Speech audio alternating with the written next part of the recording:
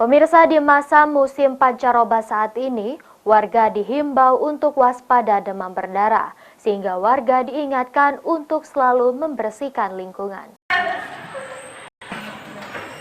Belakangan ini kondisi cuaca sedang tidak menentu sehingga cukup membuat perkembangan nyamuk demam berdarah. Atas hal tersebut, Dinas Kesehatan Muara Enim menghimbau kepada masyarakat untuk waspada terhadap penyebaran penyakit tersebut. Untuk mewaspadai DBD, diminta kepada masyarakat untuk rajin membersihkan lingkungan, terutama tempat penampungan air, agar mengalami jentik nyamuk berkembang. Selain itu, saat ini Dinas Kesehatan sedang mengupayakan fogging untuk membasmi adanya nyamuk DBD di sejumlah lingkungan yang ada di Kabupaten Muara Enim. Pada saat habis cuaca panas, kemudian hujan, itu jentik-jentik nyamuk itu bisa menetas kan.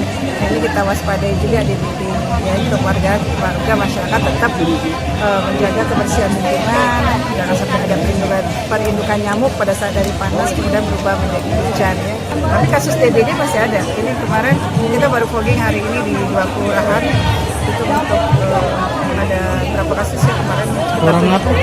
Kelurahan Air Lintang sama di Muara Enim.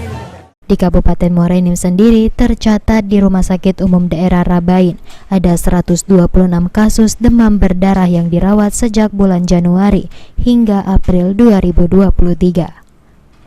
Mardiansyah, PAL TV.